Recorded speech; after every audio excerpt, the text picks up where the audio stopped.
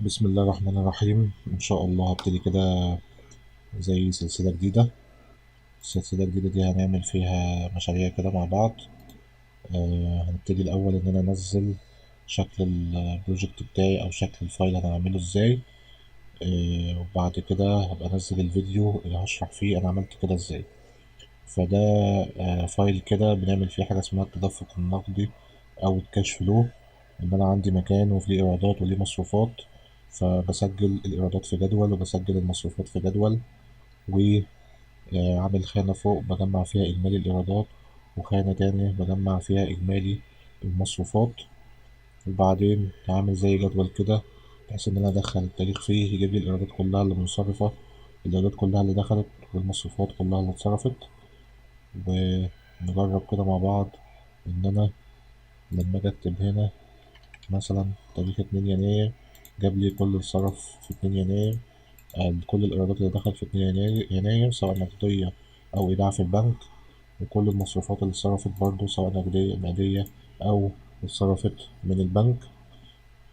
والشيت دوت يكون updated، يعني أنا لو ضفت أي بيان فيه هنا لما أجي أدوس إنتر اللي فوق دي 15,000 ألاقيها بتزيد. والمصروفات نفس القصة، لو دخلت رقم جديد هلاقي 7,000 دي هتزيد وتبقى 8,000.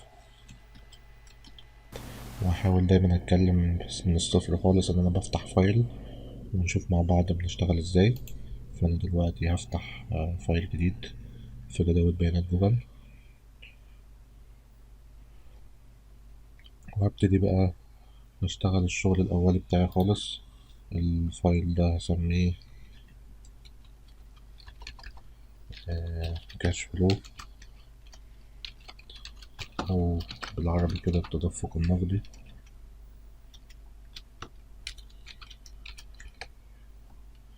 بكل بساطة دوت يعني لو محل يعني أو شركة صغيرة أو مكان وعنده مصروفات وعنده إيرادات وبيعمل زي بيان بيهم كده، بيدخل كل يوم ايه اللي اتصرف أو ايه اللي دخل أو ما إلى ذلك. طبعا أنا بتكلم بشكل بسيط بدون شرح أمثلة يعني. أول حاجة هعملها أنا عايز الورقة بتاعتي من اليمين للشمال. بعدين أنا بظبط كده بس الفورمات بتاعي على طول الأول بالشكل اللي أنا عايزه. الحاجات دي طبعا المفروض احنا اتعلمناها مع بعض. مش شرط تشتغل زيي أو تعمل نفس الإعدادات زيي، كل واحد حر يعمل الإعدادات اللي هو عايزها. أنا كده عملت بس فورمات ظبطته على الفايل كله. طبعا يفضل لو بتعمل حاجة زي كده تكون مخطط في ورقة الأول تقسيم الجدول بتاعك هتعمله ازاي، أو الخانات أو الأعمدة بتاعتك هتعملها ازاي. آه، أنا هحاول أشرح الكاش فلو دوت على كذا طريقة. لو المصروفات والإيرادات كلها موجودة عندي في نفس الورقة، ولو موجودة في ورقتين مختلفتين من نفس الملف، أو لو موجودة في كذا ملف وبجمعهم في ملف خارجي، أو يعني ملف للإيرادات وملف للمصروفات وملف بقى بجمع فيه الاتنين مع بعض. فأنا أول حاجة هشرحها في الفيديو ده لو أنا هشتغل على نفس الفايل في نفس الورقة بالظبط، بكتب كل حاجة. دي طبعا التفاصيل فيها بتبقى قليلة، لو أنا تفاصيل المكان اللي أنا بعمل فيه مع القصة بتاعة الكاش فلو ديت بسيطة يعني. فنقول بسم الله الرحمن الرحيم ونبتدي كده مع بعض. نفترض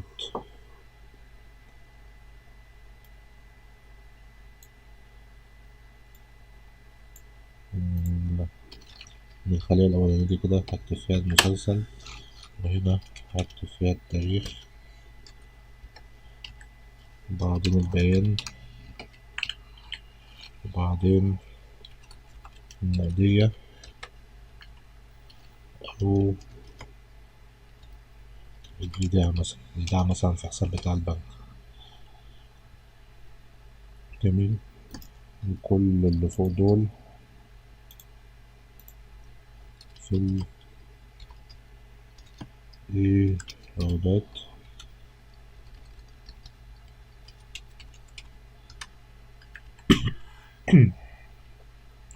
وزيهم بالظبط أنا هحاول بس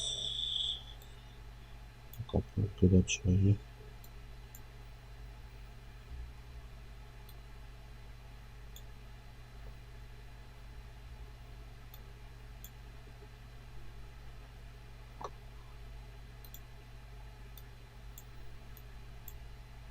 تمام. أنا هحاول أعمل برضو نفس الموضوع الناحية التانية، بس هنا هسميه مصروفات. ويفضل طبعا عشان الشكل الجمالي بتاع الجدول إن أنت تخلي الخانات كلها نفس نفس العرض بالظبط، يعني الأعمدة تبقى نفس العرض.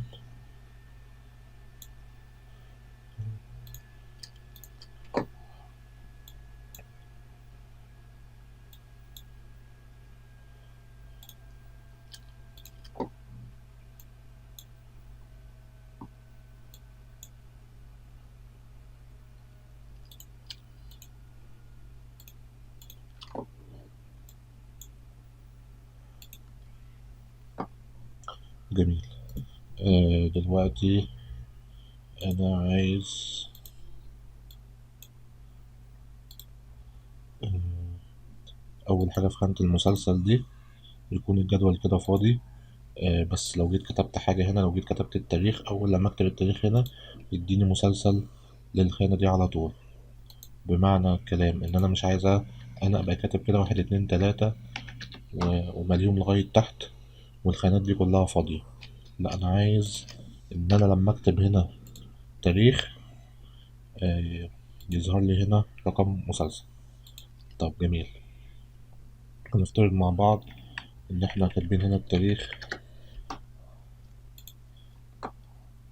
2000. طيب أنا عايز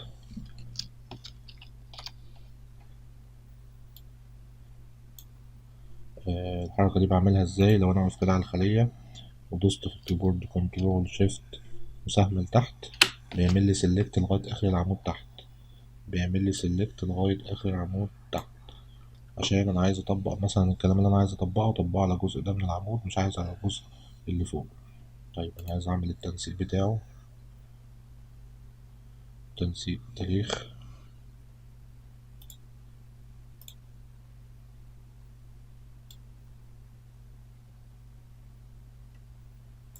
مثلا بالشكل ده، أدوس أوكي. طبعا جالي كده إن واحد جت هنا ويناير جت هنا. أنا عايز اتجاه الخلية أغيره بالاتجاه دوت عشان التاريخ بتاعي يتظبط. طب نفس اللي أنا عملته هنا ده أنا عايزه يتطبق هنا. فأنا واقف كده وأعمل سيلكت، هعمل اختار الفرش الأداة بتاعة النسخ التنسيقي وأدوس هنا. خلاص هو اتطبق على كل العمود ده. طيب نيجي للخلية دي. أنا قلت عايز إن أنا لما أجي أكتب هنا تاريخ يتكتب هنا رقم 1 تلقائي وبعد كده رقم 2 وهكذا. هعمل كده إزاي؟ مادام أنا عندي احتمال يعني لما أكتب هستخدم دالة اف. طيب هقول اف. الشرط بتاعي إن أنا لما يكون هنا، لما يكون الخلية دي بتساوي لا شيء يعني ما فيهاش أي حاجة، عملت 2 كوتيشن كده، هعمل كوما كده. أنا عايز أكتب الترو بتاعة الحالة دي كده دلوقتي إن الخلية ما فيهاش حاجة، يبقى أكتب إن الخلية دي برضه يبقى ما فيهاش حاجة، أعمل 2 كوتيشن. لو الحالة بقى الفولس إن اتكتب فيها بيان، يبقى أعمل الخلية دي أخلي يتكتب فيها، أنا عايز يتكتب فيها رقم 1. أنا هكتب دلوقتي رقم 1 كده. طيب تمام. طبعا أنا لو مشيت الدالة دي كده لتحت لتحت هيفضل يتكتب لي رقم 1. يعني لو جيت هنا نشرح مع بعض كده، لو جيت عملت كليك ودراج كده مش مكتوب فيها حاجة، بس لو جيت هنا كتبت تاريخ تاني يتكتب لي برضه رقم 1. لا أنا عايز يتكتب لي رقم 2 وبعد كده يتكتب رقم 3 وهكذا. هنستغل الكلام ده عن طريق دالة اسمها دالة اسمها رو ودي بكل بساطة لما بحط اسم الخلية ما بين القوسين بيجيب لي هي في الصف رقم كام. يعني لو جيت حطيت الخلية دي مثلا وقفلت القوس بتاعي كده، هيجيب لي إن هي في الصف رقم 12. لو جيت كتبت هنا خلية رو وكتبت الخلية دي، هيجيب لي إن هي رقم 13. طيب، فبكل بساطة أنا هكتب دالة رو وهفتح القوس بتاعي وهكتب أي خلية من اللي هي في العمود اللي في الصف الأولاني، بحيث إن هي تكتب لي رقم 1. ولما تنتقل، لما أعمل كليك ودراج على الخلية اللي تحتها، هتبقى إيه؟ بدل A1 هتبقى A2. يبقى كده جاب لي رقم 2. بعد كده تبقى A3 رقم 3، وهكذا. فأنا هاخد الجزء ده من الدالة، هعمل له كوبي، وبعدين أمسح دي كده خالص، مسحتها. هاجي هنا في الدالة، بعدين أمسح كلمة واحد دي وأكتب الدالة بتاعت رو اللي أنا كتبتها، ناقصة ار كده. منساش أزود قوس في الآخر. طيب، هو كده كتب لي رقم 1، وهعمل كليك ودراج نشوف مع بعض. هنا كتب لي رقم 2 أهو، وهنا مفيش أي حاجة اتكتبت. لو جيت كتبت تاريخ تاني هنا، كتب لي رقم 3، وهكذا بقى. عفوا، نفس الكلام هكمله هنا بالظبط. هكتب يساوي واكتب دالة اف، بعدين الخلية دي لما تكون فاضية تفضل فاضية زي ما هي، ولما يكون فيها حاجة مكتوبة يبقى بتساوي رو. نفس الكلام برضو A1، وأقفل القوس بتاعي وأمشي نفس الكلام لتحت، ونجرب مع بعض. نكتب تاريخ، هلاقي كتب رقم 1. جميل جدا. طيب، طبعا هنا بقى بتكتب البيان مثلا. الإيرادات دي جاتلك منين؟ جاتلك تحصيل مثلا فاتورة، آه، أي حاجة، مبيعات، حاجة، يعني أي بيان جه بتكتب اسمه هنا، بعدين القيمة ديت لو جت نقدية مثلا، أفترض هنا هكتب 1000 جنيه، وهنا حصل إيداع في البنك ب10,000 جنيه، وهنا جت نقدية 2000 جنيه، وهكذا بقى. نظبط بس تمرير كده.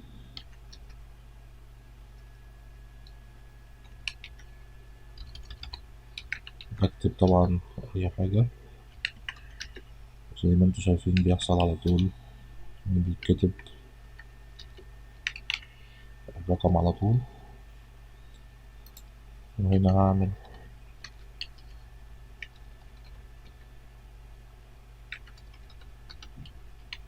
أي أرقام كده عشوائية عشان نشوف هنشتغل عليها ازاي بعد كده. طبعا أنا من الناس اللي بحب إن أنا أعمل تنسيق للجدول بقى، الحدود والألوان بتاعة الخلايا والكلام ده. بحب أعمله في الآخر يعني. كل واحد طبعا زي ما بيحب، عايز يعمله في الأول، عايز تعمله في الآخر، براحتك خالص. برضو هنا هعمل مثلا المصروفات، صرف وليكن 500 جنيه في أي حاجة. يعني ديت المفروض نسميها بقى المنصرف مثلا من الرصيد، رصيد البنك مثلا.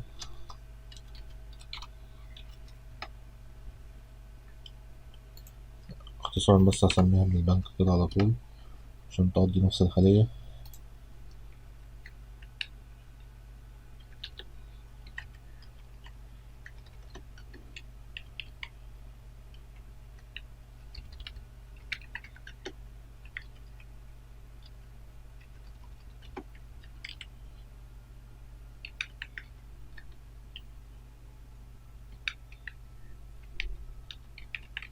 أنا طبعا بكتب أي حاجة عشان بس نشتغل عليهم بس كده أمثلة.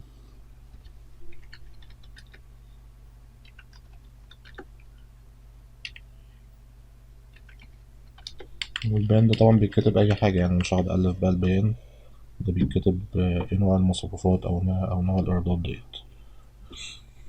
طيب جميل. أنا دلوقتي عايز أعمل خانة فوق خالص تبين لي مجموع الإيرادات ومجموع المصروفات. بكل بساطة وليكن كده هعمل هنا نسميها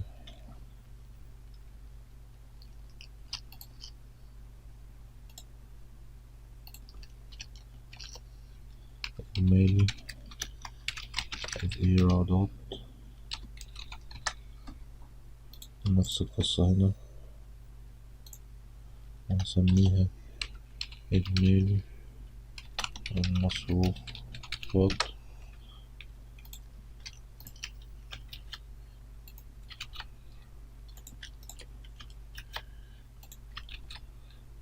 جميل. أنا عايز بقى هنا يطلع لي إجمالي النقدية كده اللي جت في الإيرادات كلها، ويكون طبعا updated كل ما أضيف بيان، كل ما يتضاف هنا. طبعا بكل بساطة يعني دي حاجة احنا اتعلمناها، هستخدم ده للصم.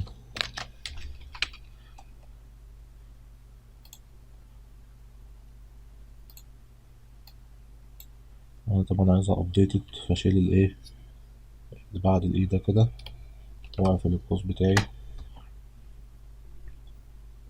ونفس الكلام هعمله هنا. مجرد إن أنا أعمل كليك ودراج ألاقي إن هو جابلي من F8 لغاية الآخر. ونجرب كده لو زودنا هنا ألاقي بتزيد هنا على طول، ولو زودنا هنا مجرد ما أدوس إنتر بتزيد هنا على طول. تمام. نفس اللي عملناه هنا هعمله هنا. هخش ده للصم، أمسح الرقم عشان تبقى أبديتد لتحت، وأجي أعمل كليك ودراج كده. نجرب نزود 500 هنا زادت، 500 هنا زادت، كده شغالة معايا تمام. طيب حلو أوي. آه أنا عايز أعمل في الوسط هنا نفترض خانة كده، آه لما أدخل أنا فيها تاريخ معين يظهر لي الإيرادات اللي اتصرفت والمصروفات اللي اتصرفت. جميل، يعني بحث كده بالتاريخ. طيب نعمل كده ازاي؟ نقول بسم الله الرحمن الرحيم. احنا كده واقفين عند العمود ده.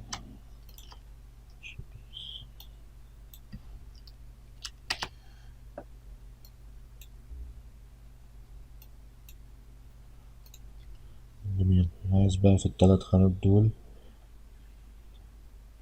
أعمل تاريخ يظهر لي المصروفات الإيرادات، بعدين يظهر لي المصروفات. أنا بحاول أعمل لها تقسيمة كده بشكل حلو.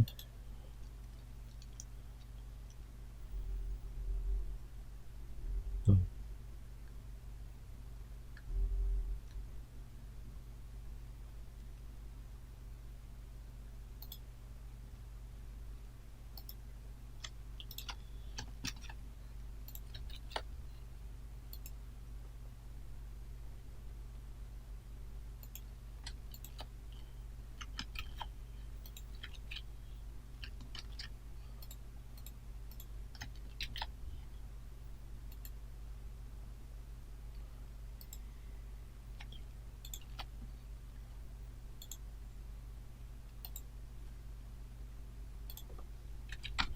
هكتب هنا الإيرادات،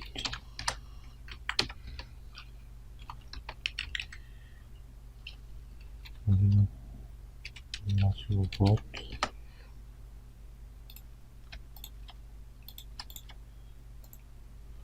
جميل. وهكتب هنا مثلا يعني التاريخ، أدخل التاريخ. أنا عايز لما أدخل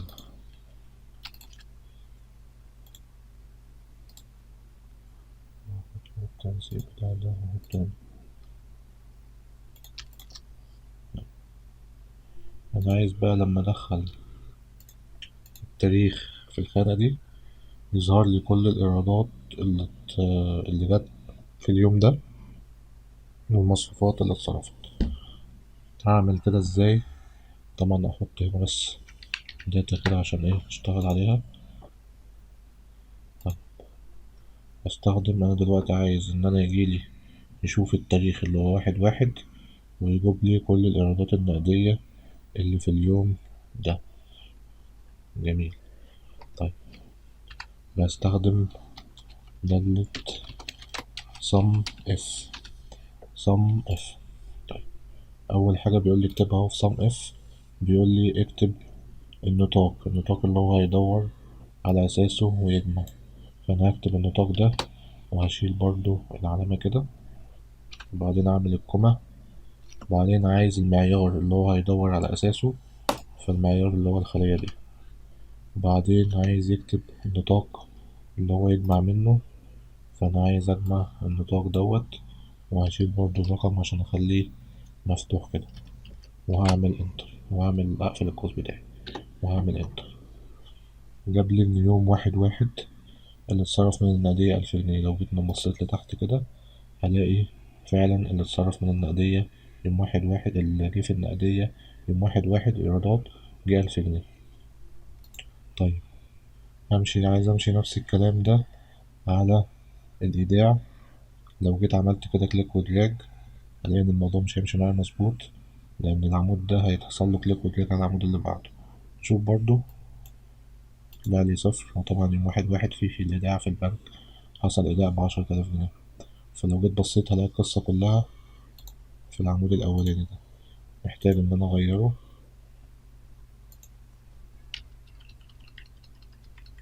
وأخليه بدل دي 8 يبقى سي 8 إلى سي. تمام. طيب هي مش متظبطة أو كتب 8، نمسح 8 منهم. يبقى أحسن إن أنا إيه، الإي ديت المفروض تبقى دي، أو أنا هكتبها من أول جديد عشان أريح دماغي.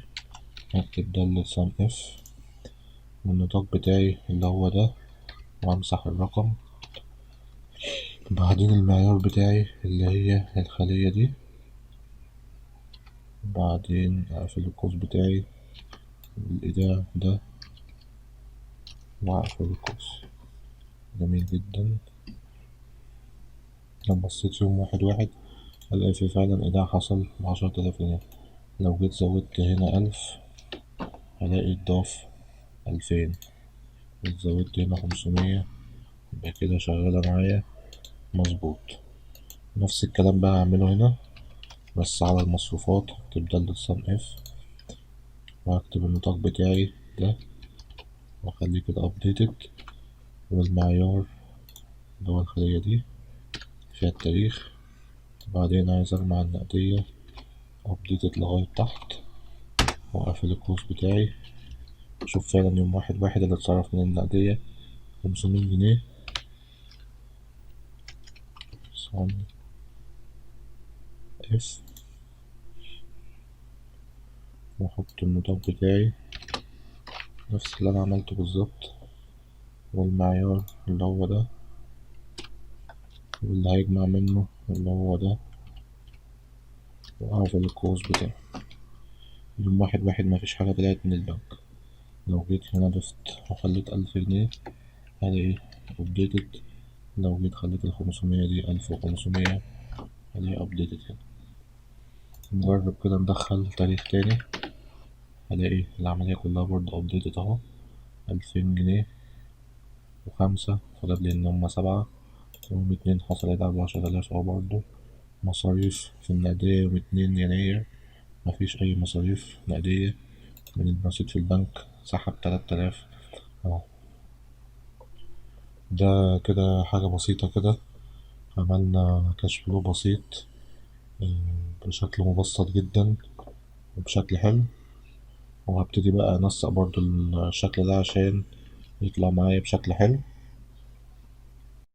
هبتدي بقى أشتغل بقى تنسيق شوية. هنفترض ده مثلا الإيرادات، أنا عايز الإيرادات تبقى عادة كده باللون الأخضر.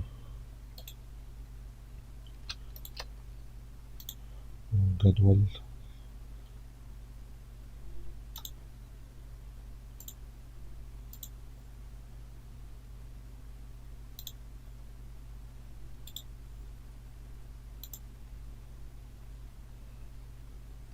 أعمل له حدود برضو بنفس اللون، حدود في الوسط.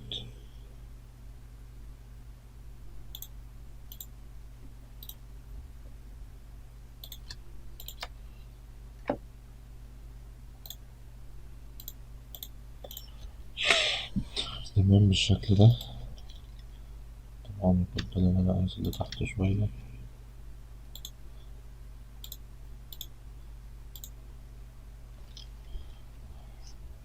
جميل. عايز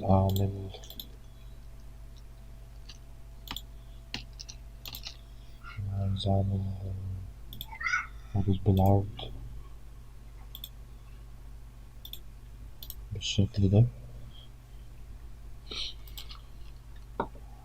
برضو الإيرادات فوق ديت برضو عاملها خلفية كده باللون أبيض. ده كل حاجة ده من تخيلك بالشكل اللي يرضيك. أنا بعمل الشكل اللي أنا شايفه مناسب، بس لازم تحاول تديها شكل جمالي.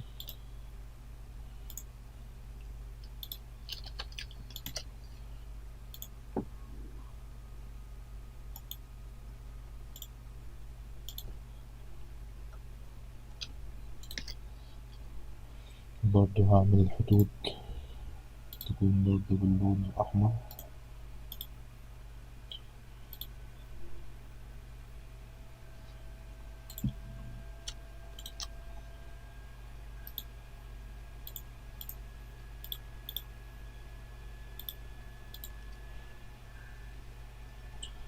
جميل جدا.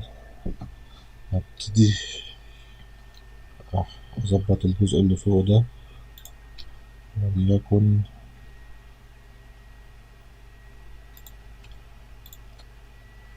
عايز بس أعمل دول كده إيه.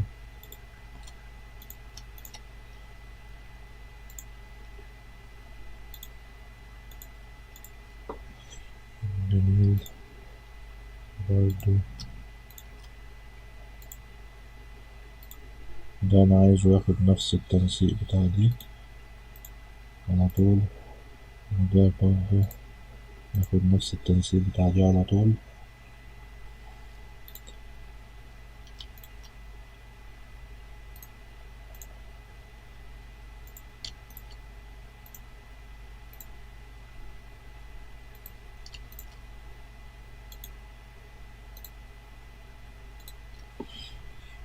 جميل جدا.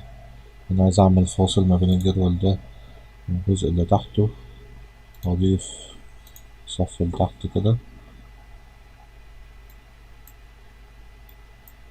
وعايز أعمل برضو فاصل ما بين ده واللي فوقه، وأعمل صف الأعلى.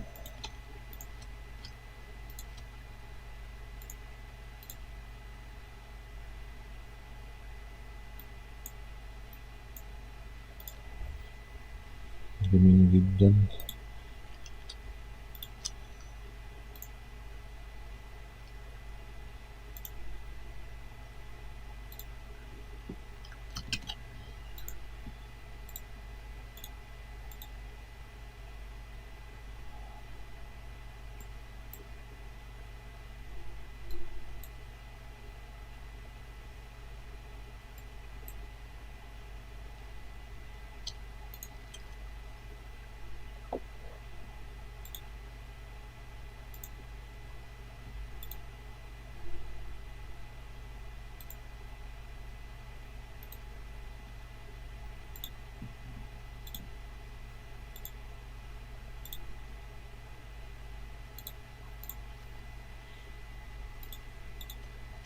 برضو ده أنا بعمله ده كله يعني حاجة بسيطة والمفروض إن احنا اتعلمناها، فأنا شغال كده على طول.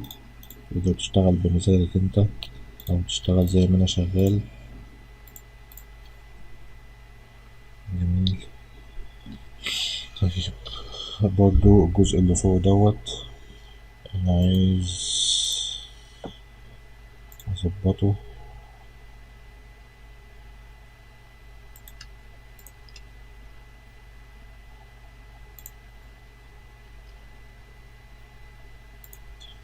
آه، برضو كده تسريع للوقت، أنا هعمله نفس التنسيق بالظبط.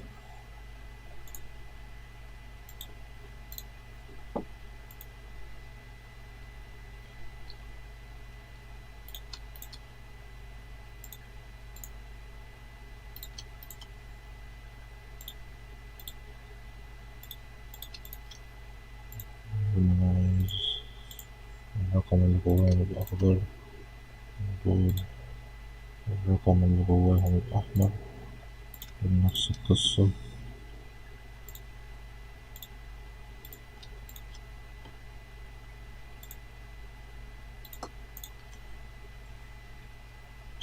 جميل جدا. عايز أضيف هنا صف فوق.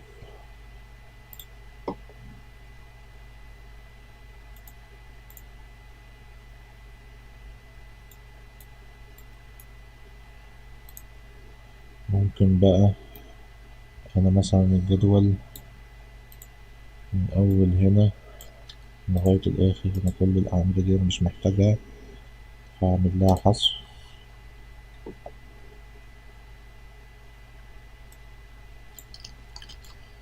أحذف الأعمدة.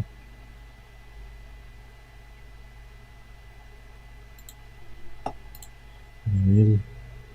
برضو من تحت كده هفترض يعني إن أنا معنديش داتا كتير، وعايز من أول 100 لغاية تحت خالص كل ده هشيله.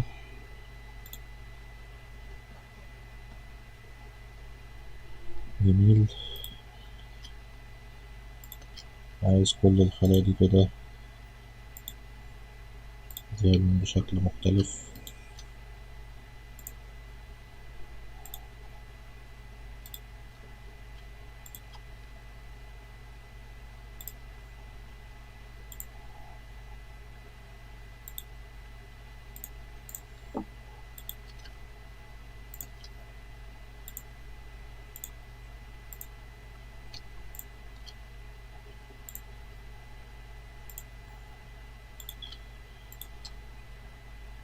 اللي أنا بعمله طبعا سهل، مش محتاج إن أنا أشرح فيه شرح كتير يعني. كل اللي بعمله إن أنا بغير اللون بتاع الخلية نفسه عشان أدي شكل كده.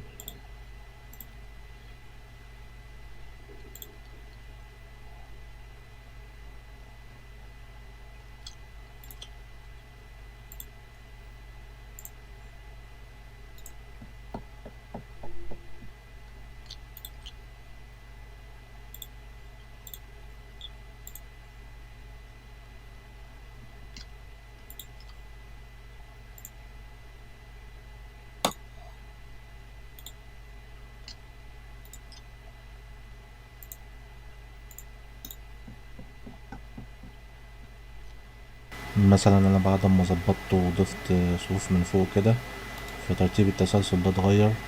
أنا لو دخلت جوه الدالة بتاعته كده هلاقي إن الخلية بقت A2 بدل A1، فمحتاج إن أنا أظبطها أخليها A1 كده، وبعدين أعمل كليك ودراج. ودي برضو نفس القصة، محتاج أخليها A1 وأعمل كده كليك ودراج عشان تبقى مظبوطة معايا. جميل بقى والله. انت عايز تاخد نفس التنسيق بتاع الخلايا ده كده، هنسقه لغاية تحت.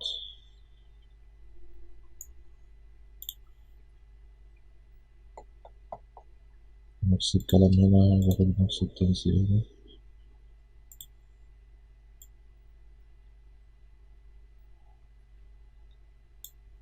هنسقه لغاية تحت.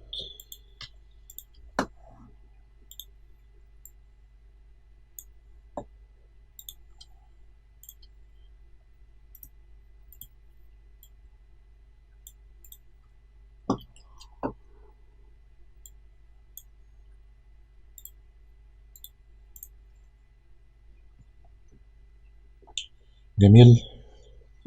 جميل. أعتقد الشكل مرضي وحلو، وكده مجمع لك كده الإيرادات هنا، ومجمع لك النقدية هنا، وهنا لو عايز تدخل بتاريخ واحد هنا. عايز برضو ديت كده ما تبقاش اصفار، ممكن تستخدم دالة اف زي ما كنا عملناها. اكتب اف برضو الخلية دي،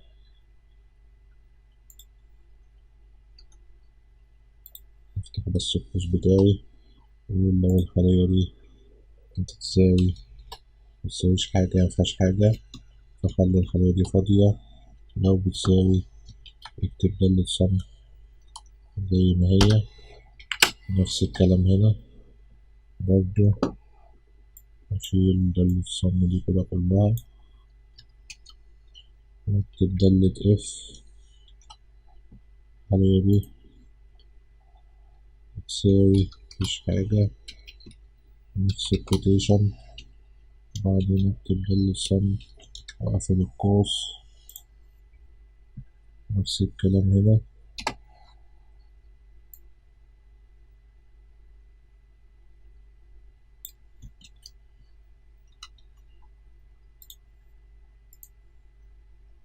بتساوي مش حاجة،